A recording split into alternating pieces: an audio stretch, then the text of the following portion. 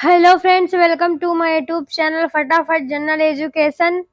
तो आज आप सबका फिर से मेरे वीडियो यूट्यूब चैनल पर फिर से बहुत बहुत स्वागत है। तो इस वीडियो को शुरू करने से पहले आप लोग को ये बता दूं, यूपी ट्रिपल एससी पेट एग्जाम 2023 मैंने कल 50 क्वेश्चन करवा दिया था प्रैक्टिस 1 का।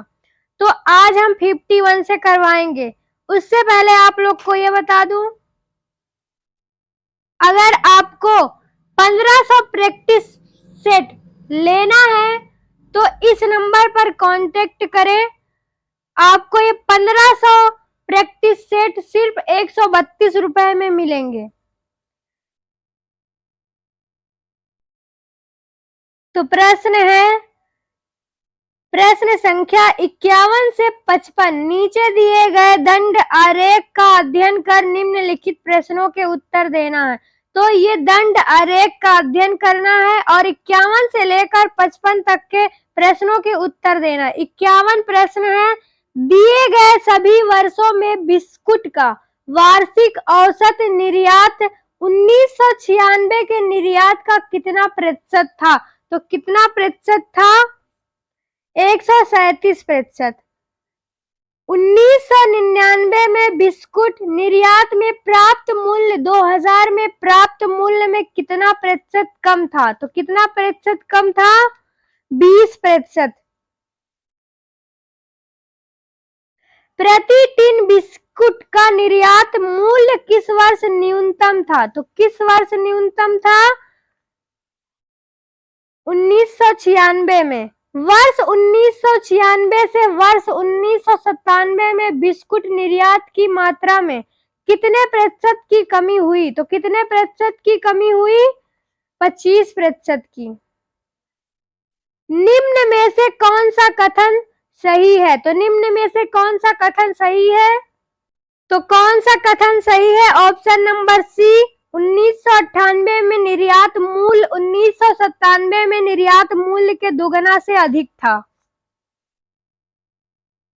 निर्देश प्रश्न संख्या 56 से 60 नीचे दिए गए ग्राफ का अध्ययन कर निम्नलिखित प्रश्नों के उत्तर देना है। तो 56 से लेकर 60 तक के प्रश्नों के उत्तर इस ग्राफ का अध्ययन करके देना है।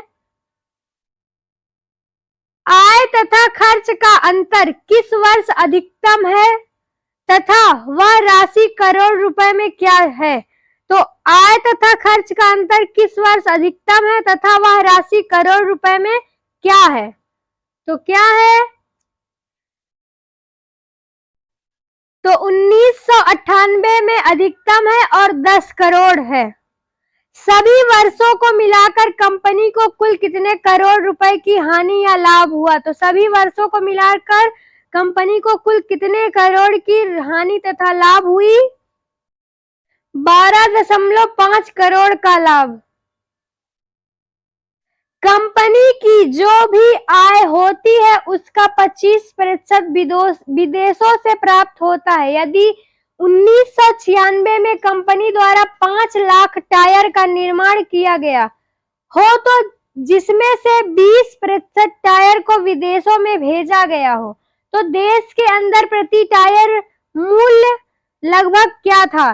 तो मूल्य लगभग क्या था? 470 रुपए।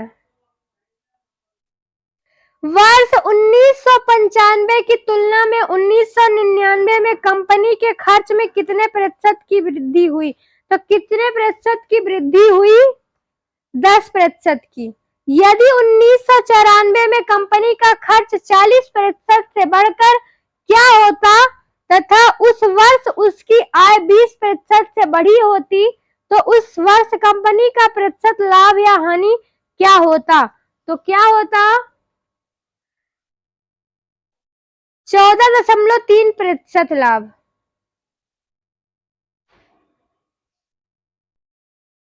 To cut something into 2 pieces, इसका आंसर होगा सेवर।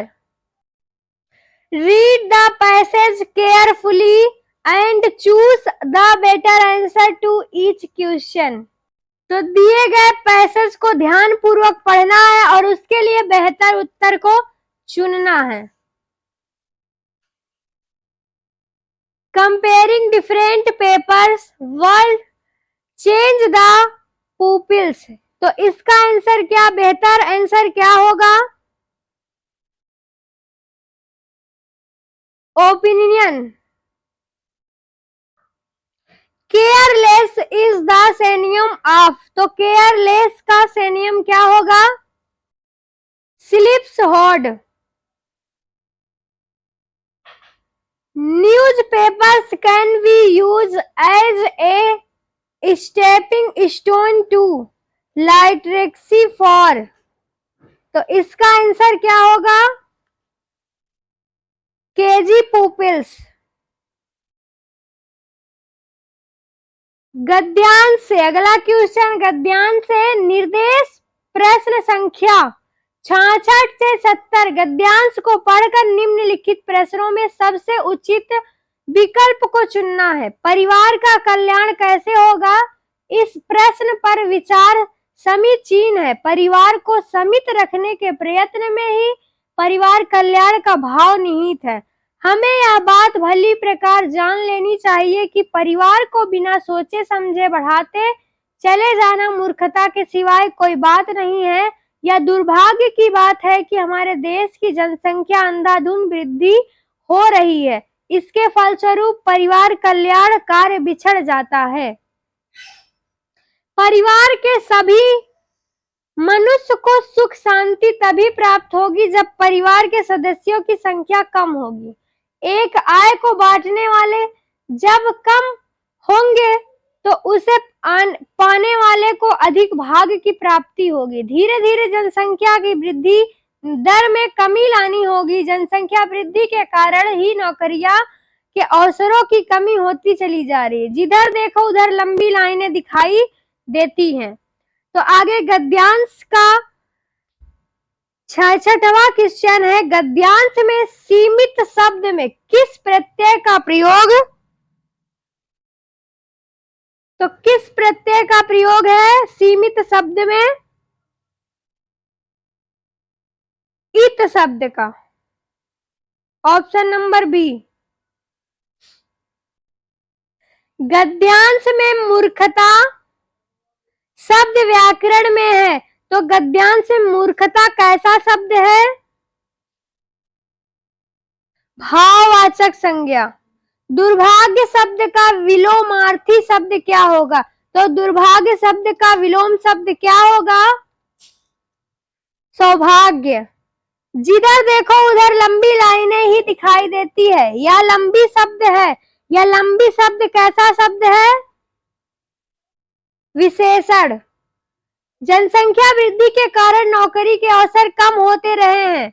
व्याकरण की दृष्टि से कम शब्द है, तो कम शब्द क्या है? क्रिया विशेषण।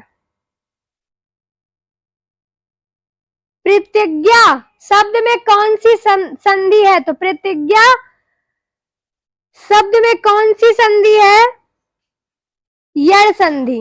शुद्ध विपरीतार्थी युक्त विकल्प है, तो शुद्ध विपरीतार्थी युक्त विकल्प क्या है? ऑप्शन नंबर डी अनिवार्य, ऐच्छिक, एकाग्रचित, अन्य मनस्क, अनुमोल, प्रतिलोम। ऐसा का पर्यायवाची है, तो ऐसा का पर्यायवाची क्या है? इच्छा। किस विकल्प में वाक्यांश के लिए प्रयुक्त एक शब्द सही नहीं है? तो किस विकल्प के लिए वाक्यांश के लिए प्रयुक्त एक शब्द सही नहीं है? ऑप्शन नंबर ए खाने की इच्छा।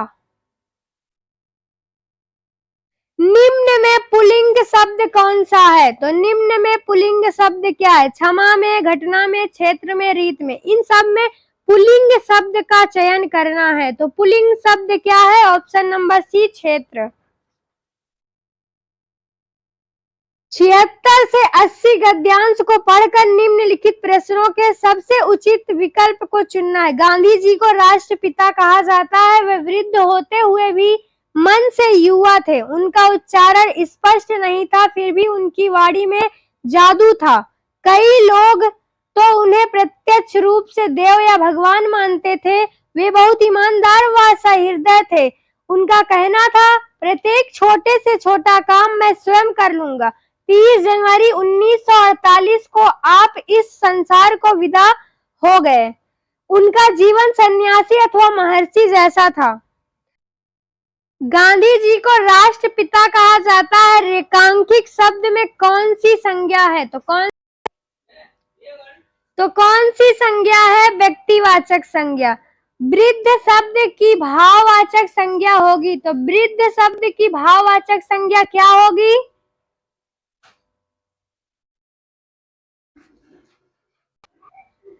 वृद्धा। गद्यांश में प्रयुक्त शब्द उच्चारण शब्द में उपसर्ग व मूल शब्द का कौन सा विकल्प सही है? तो कौन सा विकल्प सही है? उत्धन चारण। गद्यांश में प्रयुक्त शब्द प्रत्यक्ष में किस उपसर्ग का प्रयोग है? तो किस उपसर्ग का प्रयोग है? प्रति। महर्षि शब्द का संधि विच्छेद होगा, तो महर्षि शब्द का संधि विच्छेद क्या होगा? भारत की स्थलीय सीमा को लगने वाले कुल देशों की संख्या कितनी है? तो कुल देशों की संख्या कितनी है? 7। जॉर्जिया की राजधानी क्या है? तो जॉर्जिया की राजधानी क्या है? तिब्लिसी। राज्यसभा अध्यक्ष के रूप में 2 बार कार्य किसने किया था? तो 2 बार कार्य किसने किया था? डॉक्टर सर्वपल्ली राधाकृष्णन ने। वीर बाल दिवस कब मनाया जाता है? तो वीर बाल दिवस कब मनाया जाता है? 26 दिसंबर को। यूके, यूएस, जर्मनी और जापान के अलावा G7 किस देश में है? तो किस देश में है? France, Italy. भारतीय रेलवे रेल कोच फैक्ट्री किस शहर में स्थित है? तो भारतीय रेल कोच फैक्ट्री किस शहर में स्थित है? Option number B, Kapurthala. तो निम्नलिखित में से किस नृत्य शैली में कथा भाव हमेशा महाभारत या रामायण में लिखा जाता है? ऑप्शन नंबर सी, कुचिपुड़ी में। कौन सा पुरस्कार वैकल्पिक नोबेल पुरस्कार के नाम से जाना जाता है? ऑप्शन नंबर ए, राइट लिवलीहुड। गोरुमारा राष्ट्रीय उद्यान किस प्रदेश में है? तो गोरुमारा राष्ट्रीय उद्यान किस प्रदेश में है? ऑप्शन नंबर ए, पश्चिम बंगाल में। दक्षिण गोलार्ध का सबसे लंबा दिन कब होता है? तो दक्षिण गोलार्ध का सबसे लंबा दिन कब होता है? ऑप्शन नंबर डी, 22 दिसंबर को। हाल ही में जारी विश्व प्रतिस्पर्धात्मकता सूचकांक 2022 में भारत का स्थान है, तो भारत में कौन सा स्थान है? ऑप्शन नंबर ए, 37वां। 31वां सरस्वती सम्मान किसे दिया गया है? तो 31वां सरस्वती सम्मान किसे दिया गया है? प्रो रामदरस मिश्र को। नीति आयोग के सीईओ कौन है? तो नीति आयोग के सीईओ कौन है? ऑप्शन नंबर ए, परमेश्वरन अय्यर। अशुद्ध विकल्प का चयन करें, तो अशुद्ध विकल्प का चयन करना है, तो कौन सा है अशुद्ध विकल्प? ऑप्शन नंबर ए, कैटलीन नोवाक, हंगरी की पहली महिला पीएम।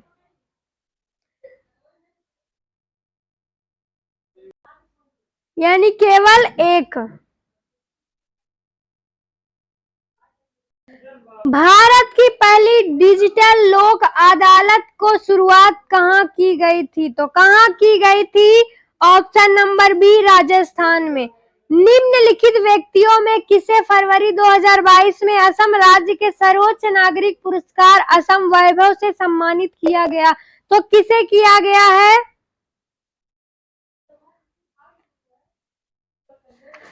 रतन टाटा को। 67वें राष्ट्रीय फिल्म पुरस्कार में राष्ट्रीय एकता पर सर्वश्रेष्ठ फिल्म के रूप में किसे चुना गया? तो किसे चुना गया? ऑप्शन नंबर बी, ताजमहल को। The little book of joy किसकी रचना है? तो the little book of joy किसकी रचना है? Option number A Dalai Lama की।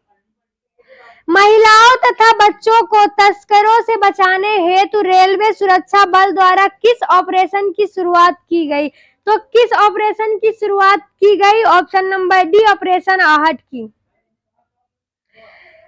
108वां भारतीय विज्ञान कांग्रेस का सम्मेलन कहाँ आयोजित किया गया? तो कहाँ किया गया? ऑप्शन नंबर बी पुणे में। तो इस वीडियो को यही करते हैं समाप्त। अगली वीडियो में प्रैक्टिस सेकंड के साथ, तब तक के लिए नमस्कार।